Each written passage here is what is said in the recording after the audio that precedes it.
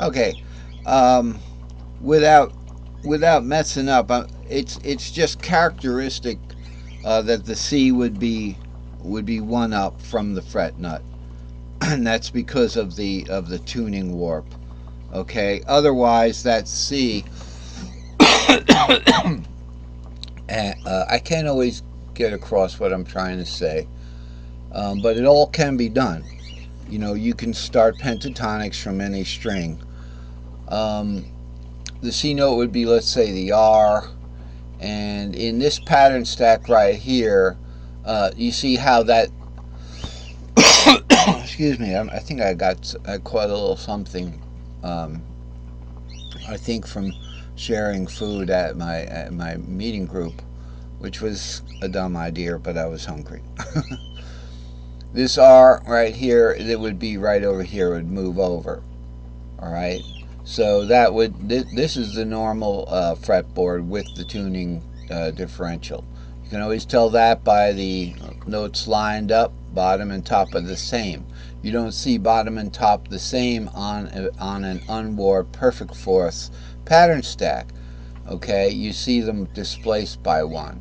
So this root would be like kind of down here, and and it's displaced by one over here. You see, so that forms a unique. It's just a unique shape, you know, that the pattern warp forms. So this is a very interesting pattern chart, and I've spoken about this before. And what it is this is the one you use if you're on the fret nut. It has nothing that goes to the left. And in this pattern stack, we start on the 3, okay? There's an ambulance out there.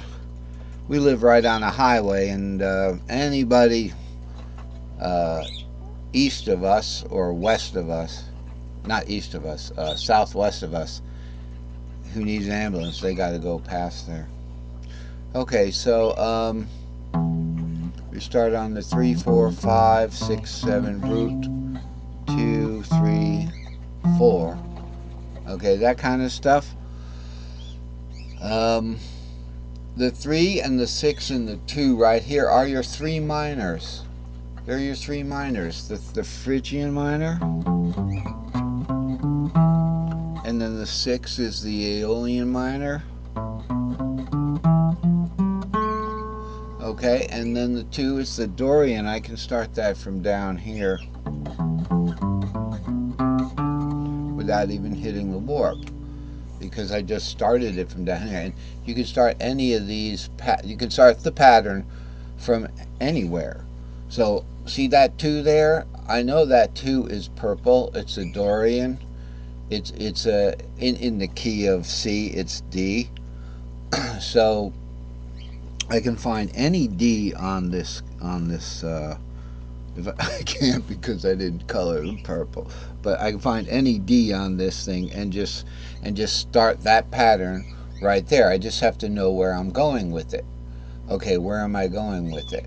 Well, that's the important thing. How do you know where you are on these patterns?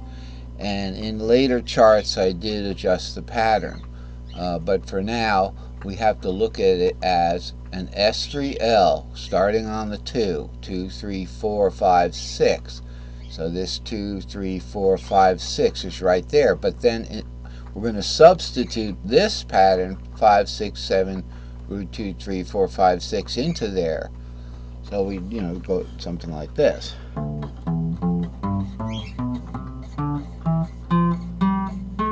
what do we do from there? We're at 5, 6 again. So 5, 6 again can go to 7 root 2, but there's a warp there.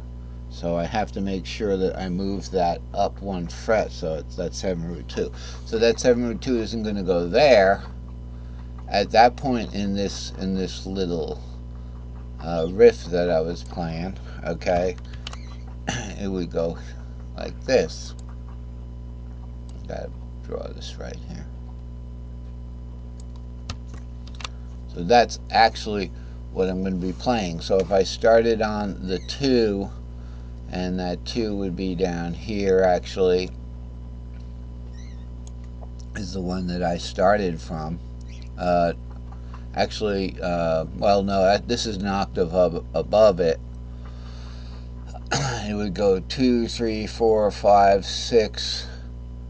Normally, you want to go 7 root 2, okay? But the way that I was playing it on my guitar, I had to warp it over, and that's what I had to play. So I brought the 5, 6 up after we went through the S3XL, and that's what happened there. Okay, so watch out for the warp because it's gonna distort the top. You know, when this becomes the second highest string, this becomes the top string. I call it the sixth string. Other people call it the first string. You have to warp it over like that. You have to warp it over like that. Boop. But this is the pattern. So I just want to make a lesson today and share with you what I have, because you can't really always plan a lesson. Like I said, the planning of this lesson, as I planned it, was supposed to be what are the half diminished chords, and maybe we could jump ahead to that because I realize I'm just, repeating myself when it comes to this particular chart. All right, I wish I could go back to the original zoom level easily. So moving forward, okay, then we embellished this idea, and we also started talking about this particular pattern stack. Now the thing about this pattern stack up here is it's the short barred pattern stack, okay, which means that it starts to go over to the left on your guitar, So if I start with this 3 on the bottom with an S2L, and I always have them listed here, are 4 building blocks. These are our 4 building blocks, okay? Can't do without them. The birds. Alright, I had to adjust the heat in here. Actually, for some reason, it just gets really cold and quiet in here. Anyway, so this pattern stack here is a short barred pattern stack. You can always use that. With an S2L on the bottom here, we have our stack of 2 long S2L, 3, 4, 5, 6, 7 root. With E, it'd be 3, 4, 5, 6, 7 root, or E, F, G, A, B, C. Alright, and then we go into the next, this one that sits on top of this stack of 3 long, alright, that looks like just a little square here with the Barbie tabs here, I call them, right? That's the 4th and the 7th. And you don't be scared about them, because if you just do the 2, 3, 4, you're alright if you want to do pentatonic. As long as you adjust for the tuning warp when the pattern gets to that point. There are ways around it. You can go, when you get to the short one, you can go and then pick it up from here. See, that's not a warped pattern. Alright? When you hear that kind of tinny sounding string, you've hit the warp. So you can play the same thing, down a little bit. Now I know you can see this now. There's no way out of it. You can play the same thing down a little bit.